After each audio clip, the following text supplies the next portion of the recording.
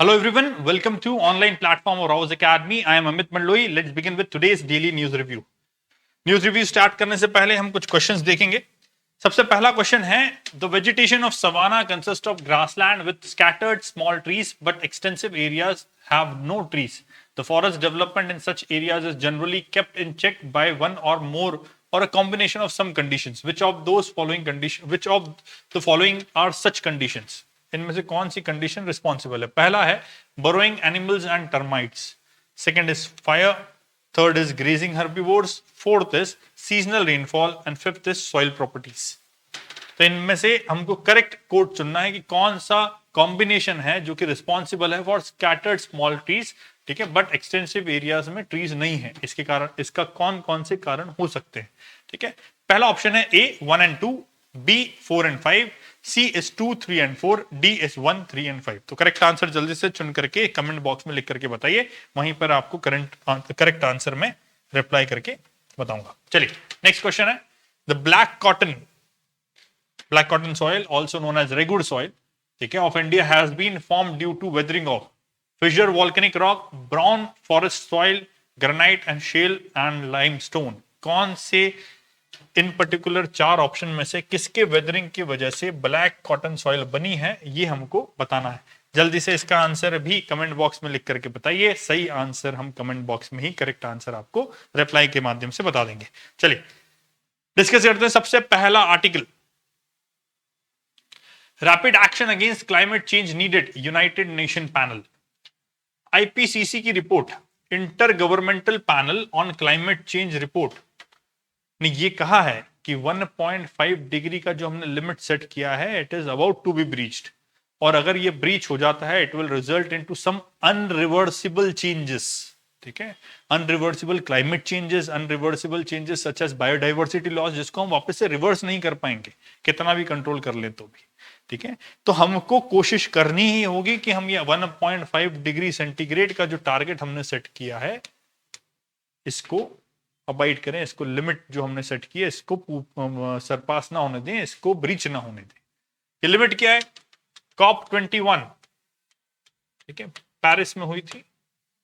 यहां पर Paris agreement sign हुआ था. इस पेरिस एग्रीमेंट में तय किया गया था कि the countries will try and limit the temperature increase, global temperature increase much below the level of 2 degree centigrade than the pre-industrial level. Pre-industrial level पर जो टेम्परेचर था, उससे सिर्फ 2 डिग्री ज्यादा तक ही हम जा सकते हैं, लिमिट है, इसको ब्रीच नहीं करना है और इससे नीचे ही जाकर के रोकना है.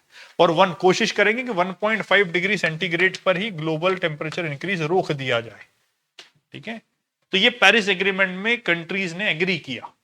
ठीक है, बट अभी वर्तमान में रिपोर्ट बताती है कि ऐसा लग रहा है कि हम उस पर्टिकुलर 1.5 डिग्री का जो लिमिट है उसको ब्रीच कर जाएंगे, और इसकी ओवरशूटिंग की वजह से there will be irreversible adverse impact on certain ecosystem. ठीक है, जहां पर रेजिलियंस कम है, जैसे कि पोलर माउंटेन्स, कोस्टल इकोसिस्टम, ठीक है, ग्लेशियर मेल्ट की वजह से, accelerating and high committed sea level rise की वजह से, ठीक है, अनरिवर्सिबल चेंजेस होने के चांसेस हैं. वर्ल्ड में कुछ इकोसिस्टम ऐसे हैं जो बहुत ज्यादा सेंसिटिव हैं और रेजिलिएंट कम है, जैसे कि पोलर आइस कैप्स हो गए, ठीक है, ग्लेशियर्स हो गए, ठीक है, जो बीचेस हैं हमारी, ठीक है, कोस्टल रीजन्स हैं वो. तो ये ऐसे रीजन्स हैं which are less resilient and more sensitive. अगर ऐसे रीजन्स की बात करें तो अगर हम 1.5 डिग्री के टारगेट को ब्रीच कर जाते हैं, उस लिमिट को ब्रीच कर जाते हैं, तो वहां पर कुछ ऐसे चेंजेस होंगे जैसे कि सी लेवल राइज हो जाएगा, सबमर्ज हो जाएगा. ठीक है, ग्लेशियर बहुत तेजी से पिघलने लगेंगे. ठीक है, तो ग्लेशियर वापस से बंद तो जाएंगे नहीं, अगर पिघल जाएंगे एक बार तो. पोलर आइस कैप्स वापस से खत्म हो जाएंगे, तो वापस वो बनना बड़ा मुश्किल का टास्क है. तो ये जो चीजें होंगी, ये इरिवर्सिबल इंपैक्ट है इन पर्टिकुलर इकोसिस्टम में. और इन इकोसिस्टम में जो छोटे छोटे जो चेंजेस हो रहे हैं, मतलब ये जो दिख रहे हैं छोटे छोटे, ये काफी ज्यादा बड़ा इंपैक्ट पैदा करेंगे. बहुत सारा बायोडाइवर्सिटी लॉस होगा, क्लाइमेट में बहुत ज्यादा चेंजेस देखने को मिलेंगे इन पर्टिकुलर सिनारियोस की वजह से. ठीक है, तो ये एक इरिवर्सिबल इंपैक्ट क्रिएट करेगा. ठीक है, यही ये रिपोर्ट हाईलाइट करने का प्रयास कर रही है. COP21 में ये बात की गई थी, COP26 और 27 में इसको रीइटरेट किया कि गवर्नमेंट को प्रयास करना है, जो नहीं कर पा रही है 1.5 डिग्री सेंटीग्रेड कुल तक लिमिट करने में. है ना। साथ ही साथ आईपीसीसी की पास्ट रिपोर्ट्स ये भी बताती हैं कि टेम्परेचर डिस्ट्रीब्यूशन अभी तक 1.1 से ऊपर जा चुका है। ठीक है, 1.1 का लिमिट हमने क्रॉस कर दिया है वर्ल्ड ने ग्लोबल टेम्परेचर राइज का।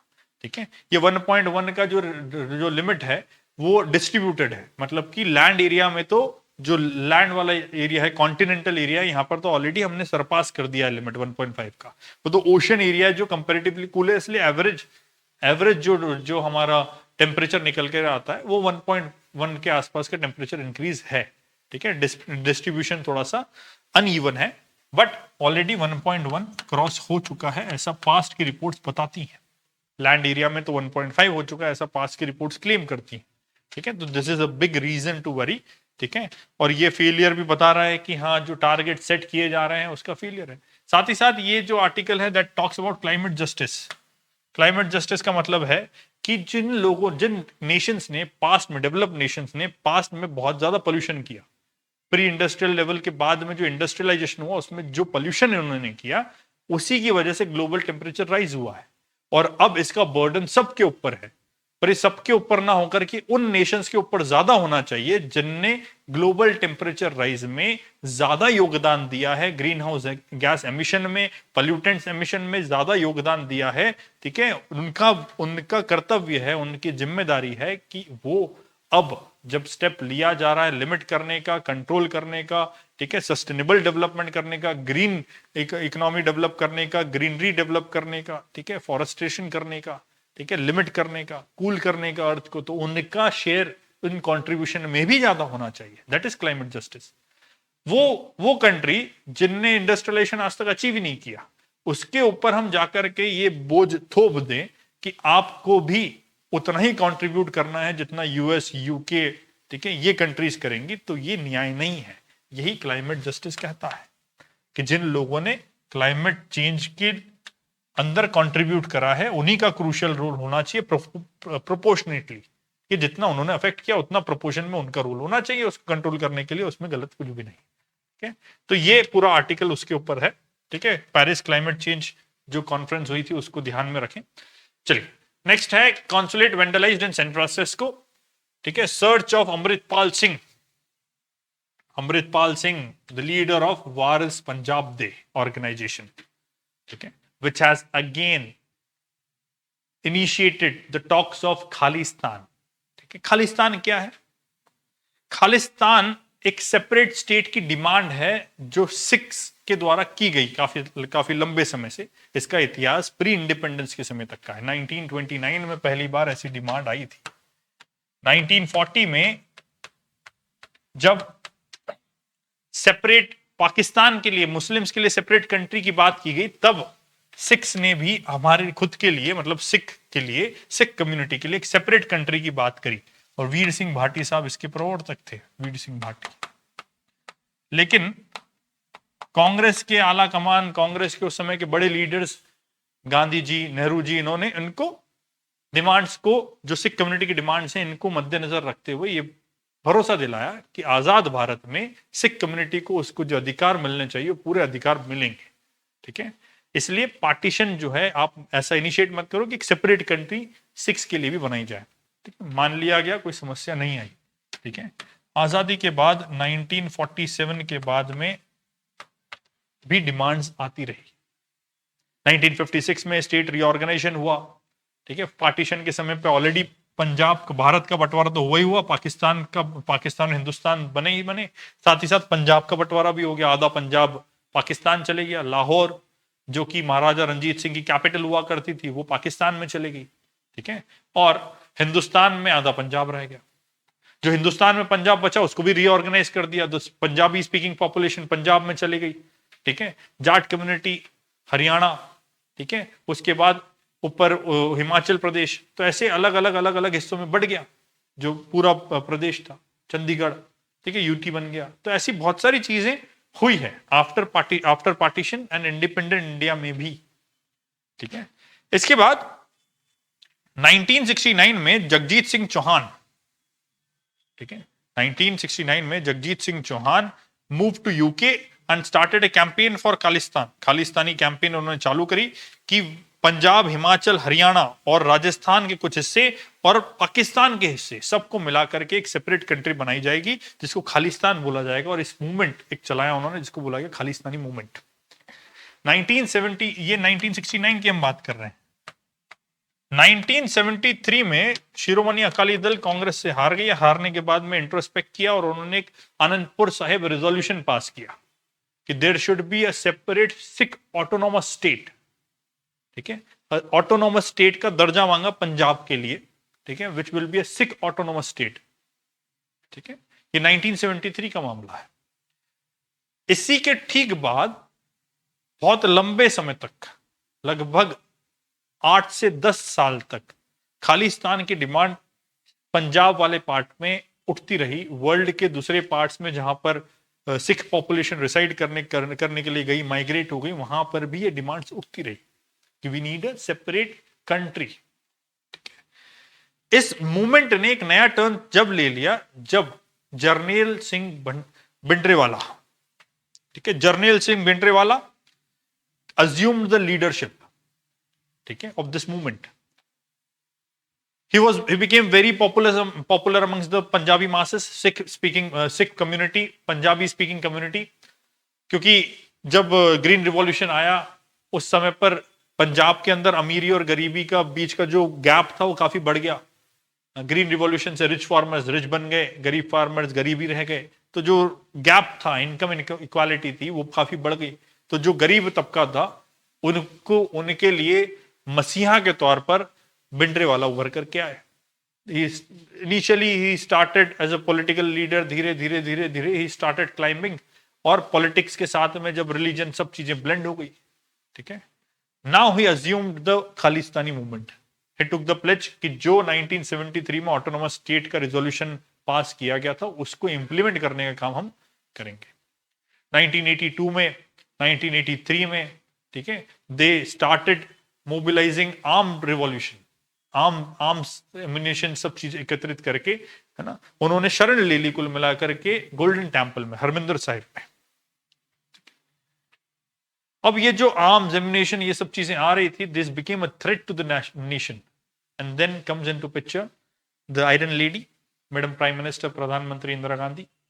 ठीक है, उन्होंने एक बोल्ड स्टेप लेते हुए, क्योंकि नेशनल सिक्योरिटी का मुद्दा था, तो she started, she give the orders, she give permission for the most controversial military operation, that is Operation Blue star.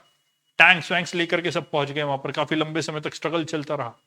ठीक है, और उस आर्म रिबेलियन को दबाने के लिए स्ट्रगल चला और फाइनली भिंडरावाला को मारा गया। लेकिन इस सप्रेशन के चक्कर में गुरु गोविंद साहब, मतलब जो वहां पर जो आर्किटेक्चर बना हुआ है, ठीक है, गोल्डन टेम्पल का आर्किटेक्चर है, हरमिंदर साहिब जो है, वो जो टेम्पल का कॉम्प्लेक्स है, ठीक है, उसको भी डैमेज हुआ।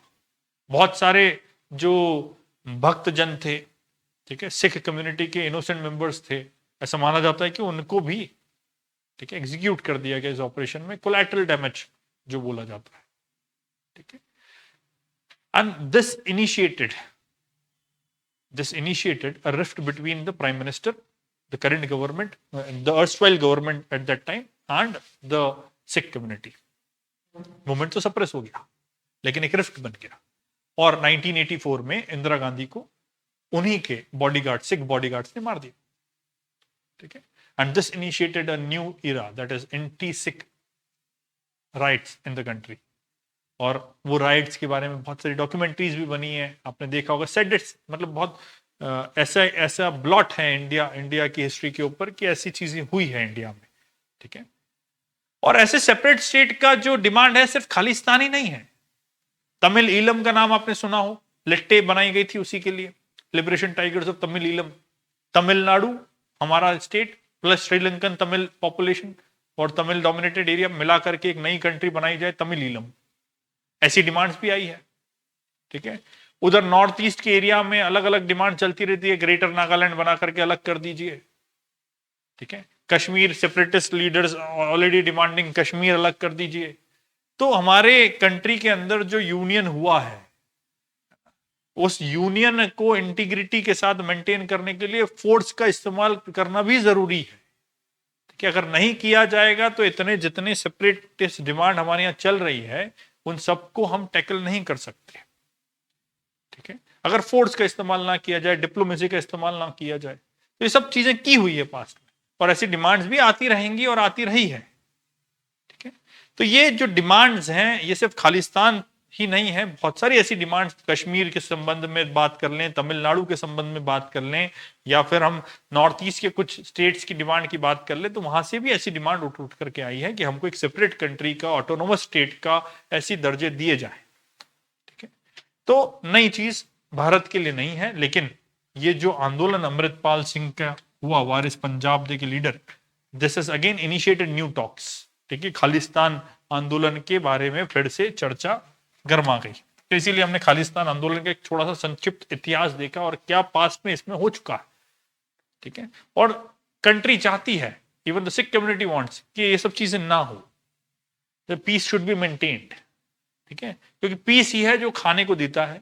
वॉर के समय पर तो सबको पता है कि ना रोटी मिलती है ना पेट की भूख मिटती है, ठीक है। तो सब गरीबी में, सब लाचारी में जिए, इससे अच्छा है कि सब शांतिपूर्ण तरीके से जिए, ठीक है। यही रिक्वेस्ट सभी कम्युनिटी के साथ हमेशा होनी चाहिए, हमारी भी होनी चाहिए, और सब कम्युनिटी सौहार्दपूर्ण तरीके से साथ में जीवन बताए, यही हमारी जो है तमन्ना और गुजारिश होनी चाहिए सबके साथ। चलिए नेक्स्ट देखते हैं, सीएडी के ऊपर है, current account deficit to narrow bolster rupee against global risk, finance ministry ने बोला है। फाइनेंस मिनिस्ट्री ने बोला है कि करंट अकाउंट डेफिसिट जो है वो हमारा कम हुआ है। करंट अकाउंट डेफिसिट मतलब टोटल जो नेट इंपोर्ट्स हैं या तो वो कम हुई हो, और एक्सपोर्ट्स या तो बड़े हों, या तो दोनों चीज हुई हो एक साथ।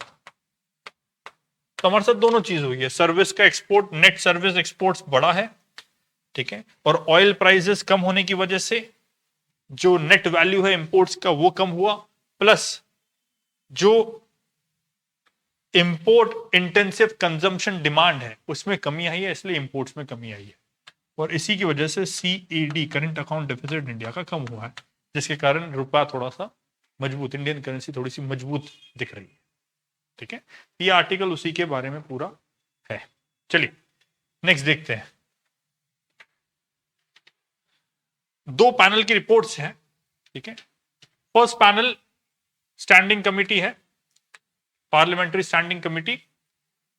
इन्होंने बोला है कि गवर्नमेंट को कुछ इस तरीके से मेजर बनाना चाहिए, कुछ नया एक मेजर लेकर के आना चाहिए जिससे एग्रीकल्चर, ग्राउंड वाटर पर डिपेंडेंस जो है एग्रीकल्चर सेक्टर का वो कम हो। फोटो में जिस तरीके से आप देख पा रहे हैं कि बहुत सारे ऐसे क्रॉप्स हैं इंडिया में, जैसे राइस हो गया, शुगर क्विन हो गया, जहां पर फ्लड इरिगेशन होता है, और ऐसे कुछ रीजन्स भी हैं इंडिया में जहां पर ग्राउंड वाटर अवेलेबिलिटी है बहुत ज्यादा, लेकिन फिर भी वो ग्राउंड वाटर बहुत तेजी से डिप्लीट हो रहा है because of increasing utilisation of ground water in agriculture. और ये सब जो राइस जैसी फसल है, ठीक है, ये बहुत वाटर कंज्यूम करती है, इसीलिए पास्ट में डिबेट भी चल रही थी कि we have achieved good land productivity हमारी अच्छी है, now we have to work on water productivity, ठीक है। और हिडन वाटर जो एक्सपोर्ट हम कर देते हैं वो नहीं करना। हिडन वाटर एक्सपोर्ट मतलब राइस अगर हम एक्सपोर्ट कर रहे हैं तो कुल मिलाकर हम वाटर ही एक्सपोर्ट कर रहे हैं, क्योंकि बाहर की कंट्री अगर राइस खुद पैदा करेगी तो बहुत सारा वाटर लगेगा, लेकिन हम वो हमारे पास का वाटर जो है राइस पैदा करने में इस्तेमाल करते हैं और राइस एक्सपोर्ट कर रहे हैं, मतलब कुल मिलाकर के वाटर भी साथ में एक्सपोर्ट कर रहे हैं ना, ठीक है। तो ये सब चीजें नहीं होनी चाहिए। इस वजह से इससे बचने के लिए, ग्राउंड वाटर के टेबल को मेंटेन करने के लिए पैनल ने, है ना, जो पार्लियामेंट्री स्टैंडिंग कमेटी है उन्होंने गवर्नमेंट से बोला है कि कुछ इस तरह के मेजर्स बनाए जाएं जिससे ground water consumption in these agriculture sectors should be reduced. साथ में उन्होंने ये भी सजेशंस भी दिए हैं कि कुछ प्रीपेड इलेक्ट्रिसिटी जैसे कुछ कॉन्सेप्ट लेकर के आया जाए, या फिर कुछ लिमिटेड टाइम स्लॉट दिया जाए, है ना, इलेक्ट्रिसिटी का, जिससे ग्राउंड वाटर कंजम्पशन कम, क्योंकि ग्राउंड वाटर टेबल अगर फॉल होती है, ठीक है, तो दैट विल रिजल्ट इन, ठीक है, overall crisis of drinking water also. तो ये सब चीजें जो है ये थोड़ी सी समस्याजनक है, ठीक है। और कुछ कुछ स्टेट्स में तो बहुत ज्यादा परसेंटेजेस ऑफ यूज हो रहे हैं, 97%, 90%, 86% ऑफ ग्राउंड वाटर एक्सट्रैक्शन होते जा रहा है, पंजाब, हरियाणा, राजस्थान, ऐसी प्रदेशों में, ठीक है। नेक्स्ट देखते हैं, प्रधानमंत्री आवास योजना अर्बन को एक्सटेंड करने की मांग हाउस पैनल ने की है। ठीक है, स्टैंडिंग कमिटी ऑन हाउसिंग, ठीक है, उन्होंने ये पर्टिकुलर सुझाव दिया है कि इसको एक्सटेंड किया जाए, क्योंकि इसके बेनिफिट अभी तक भी सारे लोगों तक नहीं पहुंच पाए। प्रधानमंत्री विकास आवास योजना अर्बन जो है 2015 में लॉन्च की गई थी। ठीक है, और 1.88 करोड़ घर बनाने का इसमें जो है लक्ष्य रखा गया था। 1.22 करोड़ सैंक्शन हाउसेस जो है उनको बनाने के लिए, है ना, 2024 तक इस स्कीम को एक्सटेंड किया गया। ठीक है, but still the house panel highlights that there are still certain households which have not received the benefit of Pradhan Mantri Awas Yojana, and hence the government should plan or think over extending the scheme for some more years। ठीक है, और कुछ और लोगों को भी housing का सुख मिलना चाहिए, इस बेनिफिट, इस प्रधानमंत्री आवास योजना का लाभ, अर्बन योजना का लाभ मिलना चाहिए, ऐसा हाउस पैनल का कहना है। चलिए, तो ये कुछ दो योजनाएं थी, ठीक है, जो आपको थोड़ा ध्यान होना चाहिए। और एक ग्राउंड वाटर के संबंध में समस्याएं थी, और एक योजना थी प्रधानमंत्री आवास योजना, हाउस पैनल का उनके ऊपर डिबेट था। ठीक है, नेक्स्ट और कुछ है क्या? नहीं। चलिए, तो ये आज के लिए हमारा न्यूज डिस्कशन था। अगर आपको ये न्यूज डिस्कशन अच्छा लग रहा है तो नीचे दिए गए बटन पे क्लिक करके चैनल को सब्सक्राइब कीजिए, वीडियो को ज्यादा से ज्यादा शेयर और लाइक कीजिए। चलिए, नेक्स्ट न्यूज डिस्कशन में मिलेंगे, तब तक के लिए धन्यवाद।